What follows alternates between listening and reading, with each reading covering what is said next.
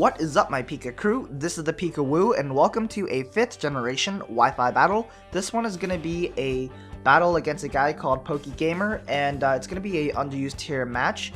It's one of my best battles on YouTube, so I hope you guys enjoy, because this was an amazing battle. I had to think through this battle a lot, busted my brain, but it was a lot of fun at the same time, so I hope you guys enjoy. Looking at our opponent's team, he does have that Fire Grass Water Core in the shape of Shaman, Chandelier, and Blastoise. He has a Crobat, which ends up being his lead. It can either be defensive or banded, but either way, they're both going to be threatening no matter what set he has. Turns out this Crobat is going to be extremely threatening and very hard to take down, especially because I don't really get Stealth Rocks until later on in the match, so this Crobat's going to be alive for a long period of the battle. Shaman could be offensive, defensive, either way. My Roserade completely walls it, and I need to weaken the Shaman and the Blastoise in order for my Sharpedo to sweep.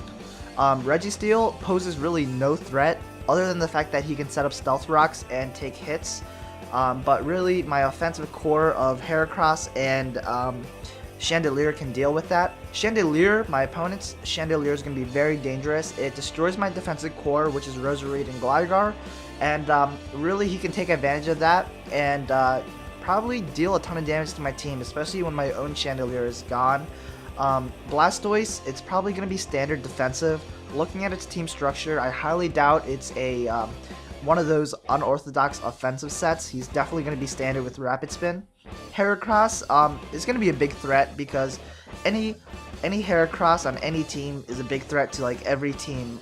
Though I do have Gligar, once Gligar is down, you know, it's going to be a lot of trouble. Turns out he has that offensive core as Heracross and Chandelier, which is the same offensive core as mine. Now looking at my team real quick, I have a Scarf Chandelier. It's effective when his own Chandelier is down. Roserade counters his defensive core of Blastoise, Registeel, and Shaman.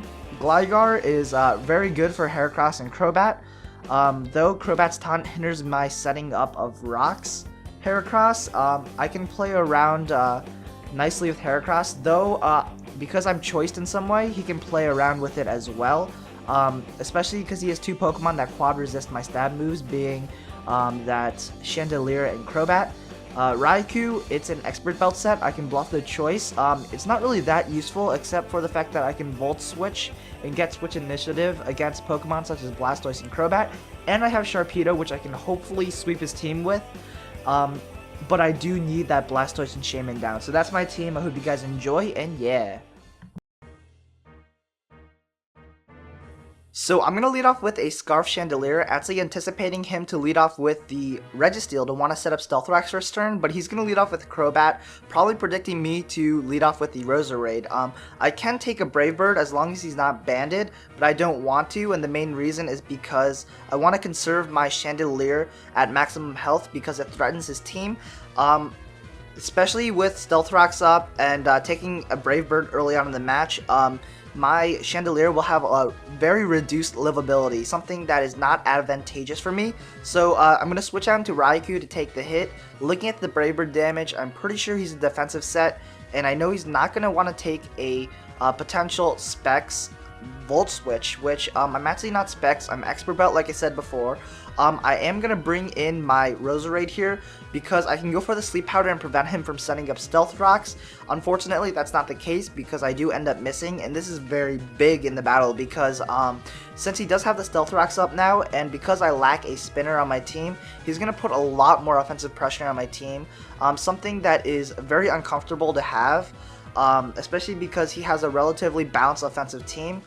So this is not good at all. Although I do hit my Sleep Powder on the third attempt, getting something asleep is actually okay, but Registeel is pretty much useless now once he got his Stealth Rocks up, so I would have much rather gotten a Sleep Powder off another Pokemon, but I mean, I can't do anything about that because I ended up missing first turn and that sucks. But I am going to go for the Leech Seed because I can hit anything on his team with it.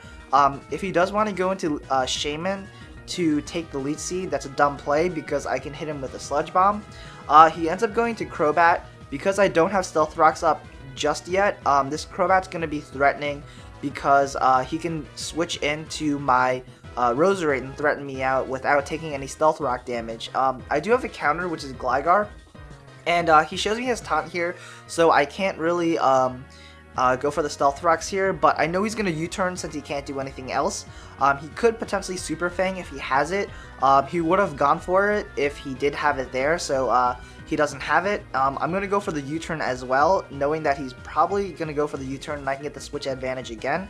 He's going to bring in the Shaman, which is fine. I can go into my Chandelier or my Roserade. If I go into my Roserade, then it's going to be a difficult prediction because he can go into Registeel, or he can predict my switch, predicting me to predict his Registeel, and that would be bad. So I'm going to go ahead and actually bring in my Chandelier because it hits his whole team for neutral damage with Shadow Ball, except his Registeel, which is fine because he's asleep. And if he wants to bring it in, I can threaten him out with another Pokemon, such as Heracross. So here, I'm going to bring in my Roserade to take the Scald or Ice Beam. Either way, even if he predicts my Roserade switch and goes for the super effective Ice Beam, I can take it. He ends up bringing in the, the Registeel again, which is fine. I'm just going to go for the Leech Seed just to get some HP back. And he's just going to switch, go right back into Crobat, which is a nice play because he knows I threatened him out. Now, I know he can go for the U-turn here, and that's probably what he's going to do, but I have to play conservative with my Roserade, and that's because Roserade is my main counter to his Shaman, and I really don't want to lose my Roserade in a very dumb way, like taking a Brave Bird, and I don't want to open up more holes on my team, especially I don't want to make a Pokemon that's not usually threatening, which is the Shaman, something threatening to my team. So yeah, I'm gonna go ahead and bring in my Gligar, and that's fine. He's actually gonna bring in the Blastoise on the U-turn. I know I can at least set up Stealth Rocks, which is something I really need because Crobat is gonna be threatening, and I can at least chip away 1/4 of his health every time he switches in now. He actually goes for the Ice Beam, and I live it, and that's amazing. I can't believe I actually lived a 4-time super effective hit. I know he's going to go for the Ice Beam again, so I can go for the Roost to counter my flying type and make it only 2 times effective. And then I know he's going to go for the Scald here, predicting me to go for the Roost. So I'm going to go ahead and bring in my Roserade to take it, and I'm going to threaten him out either into Crobat or into Registeel. This time I'm thinking he's probably going to go into Registeel because Stealth Rocks are up right now. He actually brings in Shaman, which is fine as well. I can, you know, go for the Sludge Bomb. I think he was doing this just as a pivot switch to either Registeel or Crobat. I really don't know why he would bring in Shaman because it is not threatening to my team at all. He ends up subbing this turn, which is going to reveal to me his whole set. He's going to be Seed Flare, Hidden Power Fire, Sub, Leech Seed. Maybe he thought my only attacking move was Giga Drain, and he wanted to scout if I carried the Sludge Bomb or not. I guess that's what his mind, his thought process was, but now that he sees that I have the hidden power, or not the hidden power, that I have the Sludge Bomb, he's going to bring in the Registeel, which is fine because I'm going to predict that, go for the Leech Seed. This Registeel is going to be pretty stally because Roserade versus Registeel is always going to be a stalemate, and I'm always going to be pressuring him to switch out so he doesn't wake up, and that's why I'm going to go into Gligar. Because I can go for the Earthquake if he wants to stay in, and I can go for the Roost as well, but he ends up bringing in Blastoise, and that kind of sucks because, again, he can just go for the Scald here, so I'm just going to go for the Earthquake, knowing that my Gligar is at low health. I probably won't be able to get another chance to recover up, so I'm just going to leave it here to die so I can get switch advantage and bring some offensive momentum against his team. So that's what I'm going to do. I'm going to go into my Raikou, go for the Volt Switch, because it's going to deal a ton of damage if he stays in, and a ton of damage if he switches out. And either way, I think I'm going to go for the Thunderbolt here, knowing that he's going to bring in the Registeel, and I really want some damage onto it. Here, I'm going to continue to go for the Thunderbolt just to deal some damage. If he wakes up, that's fine. The best thing he can do is go for the Thunder Wave, which is okay because Raikou isn't really that useful on my team. It is kind of expendable because his defensive core with the Shaman. He ends up bringing the Chandelier at the wrong moment, which is absolutely amazing because he ends up not being Scarfed.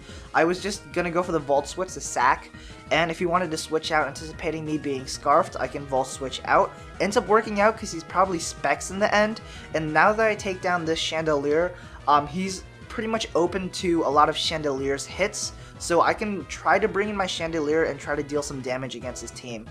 I'm going to go for the Stone Edge here as he brings in the Blastoise. That's fine. I do end up missing, but I do get revenge by getting a critical hit on the second Stone Edge as he just Rapid Spins, knowing that I won't be able to set up Stealth Rocks anymore since that my Gligar is down. Because I'm locked into Stone Edge, he's going to bring in the Registeel, which is fine. Knowing that he's probably going to switch out after taking the Stone Edge, predicting me to switch out because I'm locked into Stone Edge. I'm actually going to stay in and go for another Stone Edge. And this is something that tends to happen a lot. A lot of good players end up predicting me to switch out. I end up staying in, and it ends up helping me out a lot. So this was a good play because I get some damage off that Heracross, which is something I really need.